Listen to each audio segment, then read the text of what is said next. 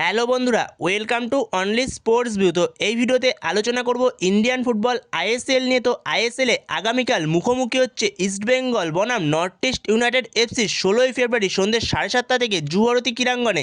তো সেখানে দুটো টিমই তাদের প্রথম ম্যাচে মুখোমুখি হচ্ছে আইএসএল 2026-এ।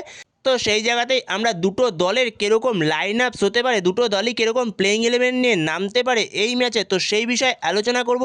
এর পাশাপাশি দুই দলের শক্তি দুর্বলতা দেখে নেব আর লাইভ টেলিকাস্ট নিয়েও একটু আলোচনা করে নেব। তো ভিডিওটি সবাই শেষ পর্যন্ত দেখতে থাকো, আর চ্যানেলে নতুন হয়ে থাকলে চ্যানেলটি সাবস্ক্রাইব করে পাশে থাকা বেল আইকনটিকে অন করে পাশে থেকো। তো সেখানে যদি সবার প্রথমে এই ম্যাচের লাইভ টেলিকাস্ট কোথায় দেখতে পারবে, তো সেই বিষয়ে যদি আমরা আলোচনা করি, তো এই ম্যাচের লাইভ টেলিকাস্ট দেখতে পারবে যারা টিভিতে দেখতে চাও তারা দেখতে পারবে সোনি স্পোর্টস নেটওয়ার্কে। সোনি 10-2-তে দেখানো হচ্ছে আইএসএলের লাইভ টেলিকাস্ট। তো সেখানে তোমরা টিভিতে দেখতে পাবে সোনি 10-2-তে। আর যারা মোবাইলে দেখতে চাও তো তাদের জন্য ফ্যান কোড রয়েছে। তো ফ্যান কোডে আইএসএল দেখানো হচ্ছে। তো ফ্যান কোডে দেখতে গেলে তোমাদের রিচার্জ করতে হবে 299 টাকা। তো 299 টাকা রিচার্জ করলে পুরো আইএসএল দেখতে পাবে তোমরা। তো এই হলো আইএসএলের লাইভ টেলিকাস্ট আপডেট এবং এই ম্যাচের লাইভ টেলিকাস্ট আপডেট। তো এরপরে যদি আমরা দুটো দলের শক্তি দুর্বলতা নিয়ে আলোচনা করি, তো প্রথমেই যদি নর্থ ইস্ট ইউনাইটেড এফসিকে নিয়ে কথা বলি, তো নর্থ ইস্ট ইউনাইটেড এফসি তারা কিছুটা দুর্বল হয়েছে এই মরশুমে। যেখানে আগের মরশুমে নর্থ ইস্ট ইউনাইটেড এফসি যেরকম টিম ছিল, তো সেই জায়গা থেকে নর্থ ইস্ট ইউনাইটেড এফসির টিমটা এই মরশুমে কিছুটা দুর্বল হয়েছে এটা বলাই যায়। যেখানে নর্থ ইস্ট ইউনাইটেড এফসির সবথেকে সেরা স্ট্রাইকার আলাদিন আজেরি, যে কিনা পুরো গেমটাকে কন্ট্রোল করতো, যে কোনো জায়গায় আলাদিন আজেরিকে খুঁজে পাওয়া যেত। যেখানে অ্যাসিস্ট করা থেকে গোল করা প্রত্যেকটা জায়গাতেই আলাদিন আজেরিকে খুঁজে পাওয়া যেত। এছাড়াও মোহাম্মদ আলী বেমামার, সেও নর্থ ইস্ট ইউনাইটেড এফসি ছেড়ে চেন্নাই এফসিতে যোগ দিয়েছে। তো সেই জায়গাতেই এই এফেক্টগুলো পড়বে নর্থ ইস্ট ইউনাইটেড এফসির টিমটাতে। যেখানে আগের বছর যতটা শক্তিশালী ছিল নর্থ ইস্ট ইউনাইটেড এফসির টিমটা, তো সেখান থেকে দুর্বল হয়েছে নর্থ ইস্ট ইউনাইটেড এফসির টিমটা এই মরশুমে। এছাড়াও বেশ কিছু পরবর্তী সময়ে প্লেয়ার সাইন করিয়েছে এই মরশুমে, যেখানে অ্যান্ড্রি রড্রিগেজের মতো প্লেয়ার সাইন করিয়েছে মিডফিল্ডে। তো এই প্লেয়ারটাও যথেষ্ট ভালো একজন প্লেয়ার। তো সেখানে নর্থ ইস্ট ইউনাইটেড এফসি সবথেকে বেশি মিস করবে আলাদিন আজেরিকে। যেখানে আগের বছরে আলাদিন আজেরি গোল্ডেন বুটের পাশাপাশি গোল্ডেন বলটাও জিতেছিল আইএসএলে। তো সেখানে নর্থ ইস্ট ইউনাইটেড এফসির টিমটা খুব একটা খারাপ এমনও বলা যাবে না। যেখানে প্রত্যেকটা জায়গাতেই ঠিক আছে, মিডফিল্ড থেকে শুরু করে ডিফেন্স ঠিকই রয়েছে, কিন্তু অ্যাটাকিংয়ের ক্ষেত্রে নর্থ ইস্ট ইউনাইটেড এফসি দুর্বল এটা বলাই চলে এই মরশুমে। যেখানে অ্যাটাকিংয়ের ক্ষেত্রে পারফেক্ট কোনো বিদেশি স্ট্রাইকার নেই নর্থ ইস্ট ইউনাইটেড এফসির কাছে এই মরশুমে। তো সেখানটায় নর্থ ইস্ট ইউনাইটেড এফসি দুর্বল হবে এই মরশুমে। তো এরপরে যদি আমরা ইস্টবেঙ্গলকে নিয়ে কথা বলি, তো ইস্টবেঙ্গলও কিছুটা তুলনামূলক দুর্বল থাকবে। যেখানে ইস্টবেঙ্গলও তুলনামূলক দুর্বল থাকবে কটা ম্যাচ। যেখানে ইস্টবেঙ্গলের সবথেকে গুরুত্বপূর্ণ ডিফেন্ডার কেভিন সিবেলে, সে বেশ কিছু ম্যাচের জন্য ছিটকে গেছে। যেখানে তার চোটের কারণে সে বেশ কিছু ম্যাচ থেকে ছিটকে গেছে কেভিন সিবেলে। এরপরে যদি ইস্টবেঙ্গলের সবথেকে স্ট্রং পয়েন্ট কোনটা, তো সেই বিষয়ে যদি কথা বলা যায়, তো সেখানে ইস্টবেঙ্গলের সবথেকে স্ট্রং পয়েন্ট ইস্টবেঙ্গলের মিডফিল্ড। যেখানে ইস্টবেঙ্গলের মিডফিল্ডে 3জন পারফেক্ট বিদেশি মিডফিল্ডার রয়েছে। যেখানে সাউল ক্রেসপো, মিগুয়েল ফেরিরা আর মোহাম্মদ রাশিদ 3জন পারফেক্ট বিদেশি মিডফিল্ডার, 2জন সিএমএফ এবং একজন ডিফেন্সিভ মিডফিল্ডার। এছাড়া ইস্টবেঙ্গল স্ট্রাইকারও ভালো ছিল। যেখানে ইস্টবেঙ্গলের স্ট্রাইকারে এতদিন পর্যন্ত ছিল হামিদ আহাদাত। এই প্লেয়ারটা ভালোই ছিল, কিন্তু পরবর্তী সময়ে সে ইস্টবেঙ্গল ছেড়ে দেয় এবং ইস্টবেঙ্গলও তার সঙ্গে মিউচুয়ালি কন্ট্রাক্ট টার্মিনেট করে নেয় এবং পরবর্তী সময়ে ইস্টবেঙ্গল সাইন করায় ইউসেফ ইজ্জেজারিকে। তো এই প্লেয়ারটাও যথেষ্ট ভালো প্লেয়ার। যেখানে এই প্লেয়ারটার মধ্যেও অ্যাবিলিটি রয়েছে গোল করা। যেখানে হেডে গোল করতে পারে, দূরপাল্লার শটে গোল করতে পারে প্লেয়ারটা। তো সেখানে দেখা যাক এই প্লেয়ারটা আইএসএলে কত তাড়াতাড়ি মানিয়ে নেয় ইস্টবেঙ্গল জার্সিতে, এবার এটাই দেখার পালা। তো সেখানে ইস্টবেঙ্গল কিছুটা তুলনামূলক দুর্বল থাকবে ডিফেন্সে।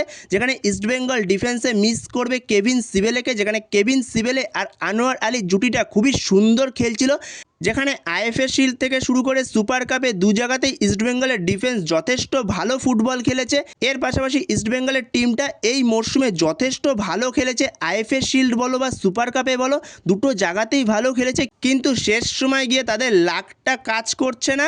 তো সেইখানে ইস্টবেঙ্গলের কাছে এখন একটাই লক্ষ্য, আইএসএলে ভালো কিছু করা, আইএসএলে চ্যাম্পিয়ন হওয়া। যেখানে হয়তো কালকের ম্যাচটা দুটো টিমের কাছে কারুর কাছে খুব একটা সহজ হবে না, যেহেতু দুটো টিমই প্রথম ম্যাচ খেলতে নামছে এবং প্রথম ম্যাচ সবসময় কঠিন হয়। তো সেইখানে দুটো টিমের কাছেই সহজ হবে না ম্যাচটা। যেখানে নর্থ ইস্ট ইউনাইটেড এফসির টিমটা যথেষ্ট ভালো টিম, যেখানে আলাদিন আজেরি কিংবা মোহাম্মদ আলী বেমামার না থাকা সত্ত্বেও টিমটার মধ্যে যথেষ্ট কোয়ালিটি রয়েছে।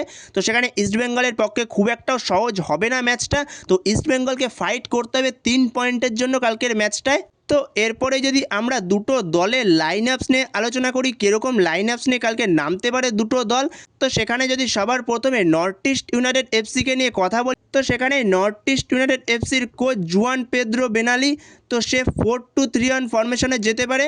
যেখানে নর্থ ইস্ট ইউনাইটেড এফসির হয়ে গোলপোস্টে স্টার্ট করবে গুরমিত সিং।